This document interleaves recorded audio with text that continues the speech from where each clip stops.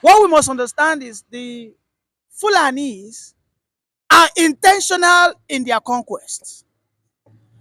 They can never be mistaken for it. And I'll give you a proof. The Fulanis are intentionally with Islam, jihadism, conquest, conquering people, taking people's land. They are not shying from it. El-Rufai, Bashir El-Rufai, the son of Nasir El-Rufai, who can who we can as well say he is Malam El-Rufai spokesperson, came out and said that any man that dares challenge a Fulani man will be unalived. Hmm. He said this and he mentioned a specific region in this country. He said Southern Kaduna will be wiped out because they continue to kill, to unalive Fulani elders. And he was not called for questioning. I have told you that these people are intentional. And they became intentional the very first day Usman Danfodio stepped his foot into Nigeria. In 1804, he told them, he gave them a marching order. He said, listen, Nigeria is your estate. So therefore, you must take power. When the British were about to go, the British saw the intentionality of the Fulanis. He said, listen, guys, you have to occupy the Nigerian military, you have to occupy the Nigerian Air Force, you have to occupy the Nigerian police force. Because we know that you people are intentional about power. Have you checked the records? Before you count one Yoruba man, you don't count 10 Fulani man. Before you count one Igbo man, you don't count 30 Fulani man. So when 30 elders who are uneducated on a large scale, but wielding an AK-47, tell me what your pen wants to do. They go don't buy you finish before you go talk, say you be educated man. The Nigeria contraption has been tailored, fashioned, okay, to benefit these people. And that is why a man has just been sentenced to death. You know his offense? A Fulani man with a cattle invaded his farm. Hmm. He saw the man. He said, "Hey, what you do for there? You didn't chop my corn." He started fighting the guy. Then the Fulani man brought out a cutlass. As he wanted to cut the guy's head, the guy dodged it, collected the cutlass in self-defense, unalived the Fulani man. All of this was well taped and recorded. The Nigerian judiciary system said that that guy should not have defended himself. That if at all, he should have run away, allowed those cattle to eat the corn. When you ask me questions like this, it only shows that you, as a follower of Biafra, should never relax. You should understand that when you begin to challenge the Fulani hegemony, there's only one fate that awaits you: total annihilation. The Southern Kaduna people know what they saw in the last 8 years of Nasir El-Rufai and Muhammad Buhari. They know what they felt and what they got in Middle Belt. The Benue and the Plateau people, the Lantang, the Bokos, all of them, they ran. Fulani men were now renaming their villages. Villages that were bearing Christ is the Lord. They changed it to Uthman. They changed it to Muslims' names. And the Nigeria as a republic is helpless. You asked me a question. You said, is Bashir El-Rufai, has he been apprehended? Who won't touch him? Say na Fulani brother where the police won't go arrest him. Or say na the Tinubu wey be say na Fulani man put him into position. One say, oh yeah, go and arrest him. We have to be clear. Nigeria belongs to the Fulanis, for the Fulanis and by the Fulanis. When the Fulani man does one and goes away with it, don't try, you a Yoruba man or an Igbo man, don't try and do half. In this same country, they tell you that a repentant bandit, Lakurawa, ISWAP, has higher chances to become the president. Which is a Fulani terror group. You know. It is now their trade in stock. Nobody follow them drag am, as nobody dey follow Igbo man drag spare parts. Right now, banditry kidnapping is for the Fulanis. In the last 10 years, one of the most lucrative sector in this country is being run by the Fulani herders, which is what? Kidnapping, banditry, insurgency, gun runnings. That they said the soldier came, the army, a general came, he said, a Fulani man, we don't have to buy them, you know. All we have to do is just demilitarize them, we rehabilitate them, then we can reintegrate them back into the Nigerian soldiers. In fact, we can still put them into the Nigerian politics, wherein they become the Nigerian president before a Mazin Namdekano, who has never wielded a gun in his life. Before a person like you and I. So what I tell you is that as you and I are, if you go into the political arena, a repeated bandit, we don't buy so many people, they go vote for them.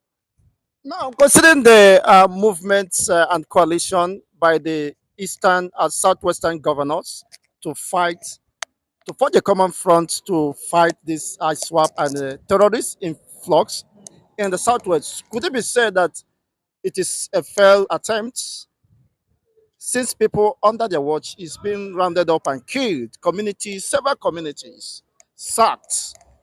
I mean, what exactly does it mean? There is no hope for the European nation.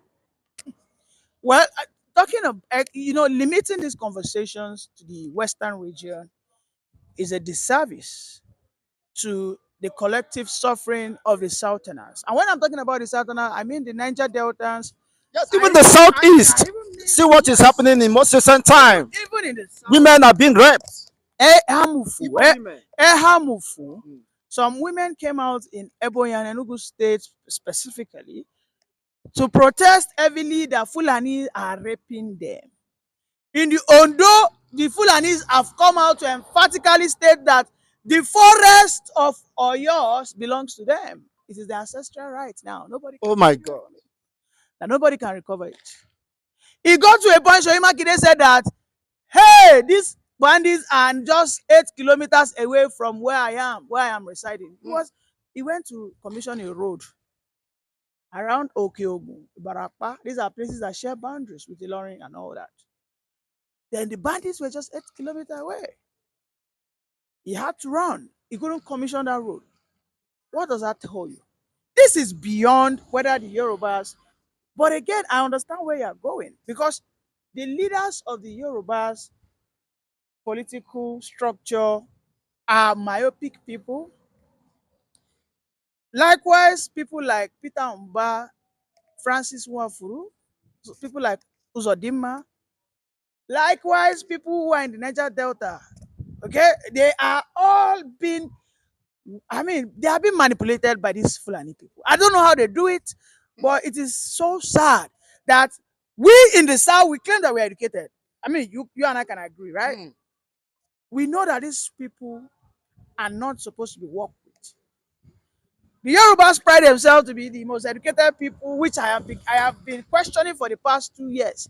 I have done so many programs on your channel that I question my Yorubas who could be listening to me that are we truly the most educated? Because we are not acting what we say, but that's aside. Despite our level of education, how come these people who are charlatans, who are non-entities, who are destitute, who are illiterate on a massive scale, who don't have, they cannot compose one paragraph in English? Majority of them, but Yes, not all. yeah, majority of them. Yet they rule over us. It is unthinkable for me.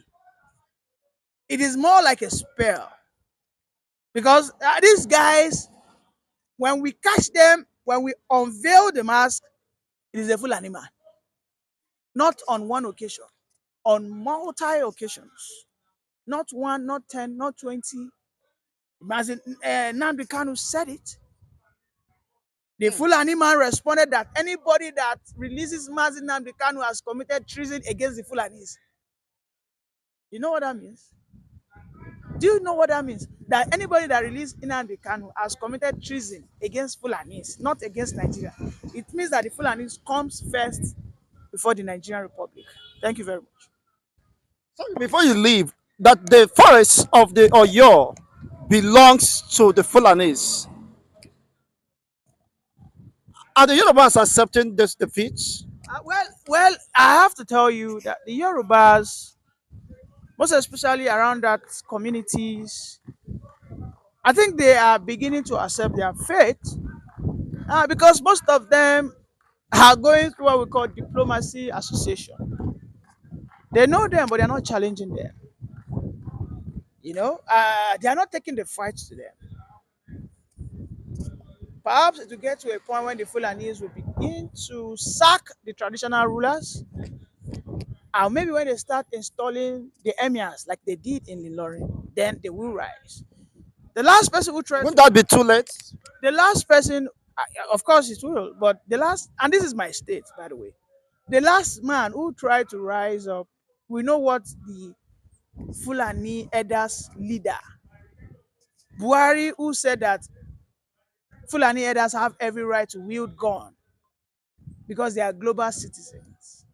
He said that they have to wield their gun because the animals that they work with is expensive, and they have to protect themselves against cattle rustlers. When he was questioned, that was the response of Buhari to the press people, that I have right, that my brothers have right to carry AK. But the man who has a farmland, who has a cocoa plantation, a cassava plantation, a maize plantation, has no right to wield a gun. The Yorubas have to, take up this challenge, because the Fulanis did not hide it when they said it. Oh. Exactly. They said it openly that the forest across the borderlines of Oyo is their ancestral land. We have to rise. Because if I do not say it, if I do not challenge them, my fellow brothers, that we are sleeping on fire, these people are not sleeping. The same thing they said they want to do in Andoni. This is the borderline between Enugu and where? Benue, southern Benue.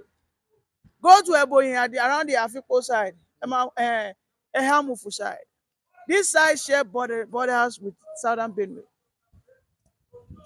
The same thing they said they were going to do in southern Bauchi. Today, southern Bauchi is no more a Christian area.